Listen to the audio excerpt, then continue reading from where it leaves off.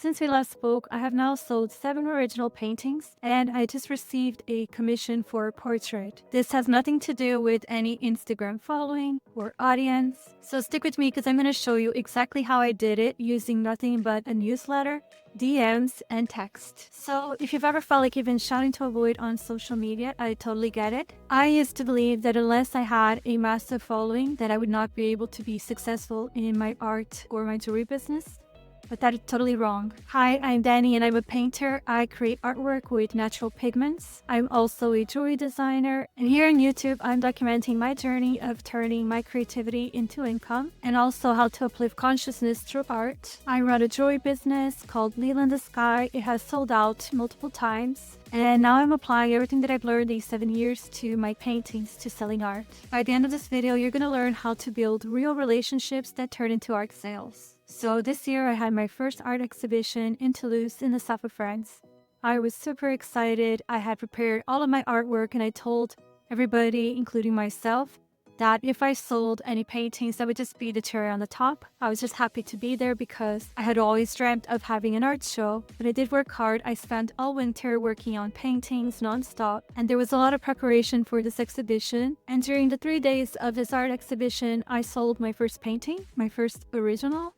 And I was really happy, but I was also feeling a mix of different emotions. It was quite confusing, to be honest. There was a lot of excitement, but there was panic. And the reason I felt this panic was because I knew that if I had been in an art exhibition that size with 50,000 people all weekend long, which is a lot of people, I would have completely sold out in my jewelry and I would have come home with a lot of cash.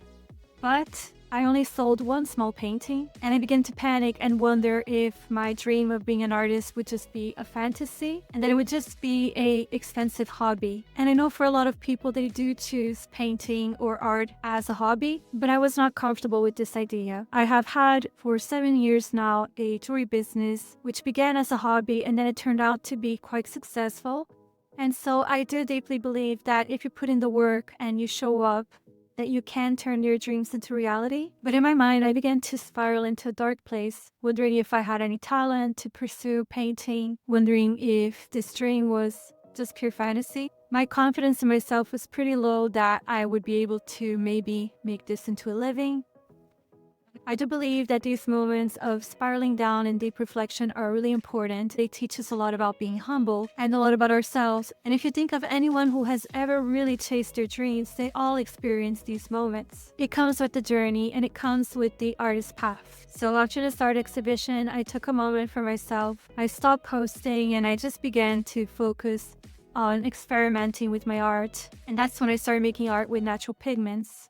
And during this process, I started to create art that I truly fell in love with. And I took a step back and realized that what I had always done with my jewelry business, maybe this could be repeatable as well with selling art. And so I realized that even though with my jewelry business, I was in a hamster wheel of posting all the time, it wasn't really through social media that I would make most of my sales or through ads.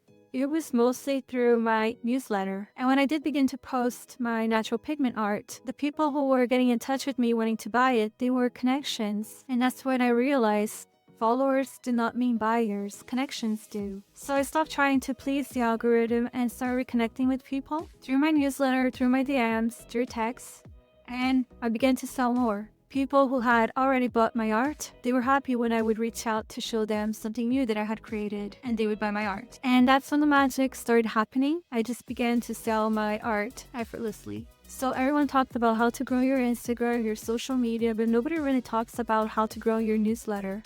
And that's where the sales really do happen. So with my jewelry business, I was able to build an email list of 2,000 people, and that's not even a lot. But here's the thing, these were not emails, these were my community. And these were people that were happy to hear from me and wanted to see more of my jewelry, more of my art. These were the people who loved what I did. So this email list is the highest converting part of my business. Way more than social media, which I do make sales through social media, but it doesn't even compare to email marketing. So your emails are direct views, direct eyeballs, there's no algorithm.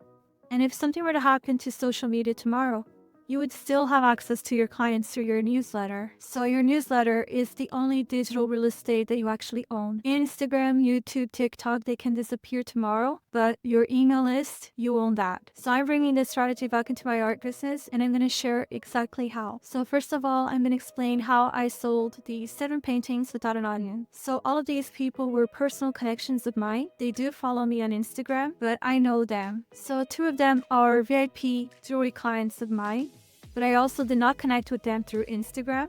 They were actually friends of friends, and they already loved the jewelry that I made. And so not only they loved the jewelry that I create, but they also love my paintings. The other collector, also a friend of a friend, who saw one of my paintings on social media and then texted me through DM saying that she wanted to buy the painting. And then another collector we had met in a photography retreat, and only the first one was a stranger that came to the art exhibition. We had spoken and we had created a good rapport. The portrait commission that I received was an acquaintance who was present in the lunch I attended, and she had told me that she was interested in working with me because she wanted to have a portrait of her daughter. So I did follow up through text message, and she was happy to proceed with me to do this commission. So you see, I did follow up through text. And as you can see, all of these sales came through conversations, through real conversations with normal people, not collectors. And that's what artists miss the most, is that actually most of our sales are made through connections, through conversations. And so this is my new strategy that I'm rolling out next year. And this strategy is just based on what I used to do with my jewelry. So in the beginning of the year, in January, I'm going to create an offer of a vision board for people who want to have a painted version of a vision board with 3 things that they would love to manifest for that year. Then I will have my February campaign, which is going to be based on Valentine's Day. So you get the picture. Basically, all of the campaigns that I used to do for my jewelry, for all of the special occasions, I will be creating campaigns and offers for commissions for my paintings. For Mother's Day, for Father's Day, birthdays. I want to completely book myself with commissions. I want to make sure that next year I am completely booked for commissions, and that every piece of art that I make has already been sold. And I'm going to become that person that people know already does the best commissions for a paint. So what I shared here today is exactly what I used to do with my jewelry, and it worked. This was how I would get my highest conversions. I would just have my whole year mapped with offers. And you can also write your newsletters in advance. They were all scheduled so that I would be able to have those campaigns in line and know exactly what my offers were for every month. Also, something that I do regularly is that during Christmas, I have all of my friends over for a day of shopping where they come over to my house. And I get even some other friends together who also create beautiful crafts, who are artisans that have things to sell, and we have a really fun shopping night at my place. There's food available, drinks. All of my friends love and ask me to do these events every year. I've already been asked if I'm doing one this year because they love to come over and shop because it's fun. There is no queues. There's no running to the shops where it's crazy, it's busy. I'm gonna have my art around. I'm gonna have other friends who also have things to sell. I made 700 euros casually from my home with the fireplace on, drinks, music, having fun and talking with my friends.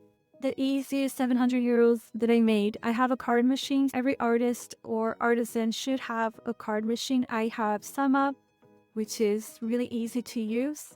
And with the card machine, you don't lose sales because not everybody has cash with them. So make sure you have your credit card machine so that you don't lose sales when you do art markets or even markets at home like the one I did. So if you take anything from this video today, do take this, that you don't need a large following on social media to sell your art. That through your connections, that's the easiest way to sell your art. Just be yourself, deeply, authentically you, with the people who already know and trust you, and start collecting emails for your newsletter. You can collect emails when you do any kind of market. Events are really good for collecting emails. And if you want to unblock your creativity, I do have a free masterclass in the link below. I'm really proud of this masterclass. It really helps with creating art that sells. And I would love to ask you to hit like and subscribe because this is a new channel and this will actually help me a lot. And let me know in the comments if this advice has helped you anyways. I'd love to know. I do answer all of the comments. And stay tuned because I am documenting every single part of this journey of becoming an artist. So see you next week. Ciao!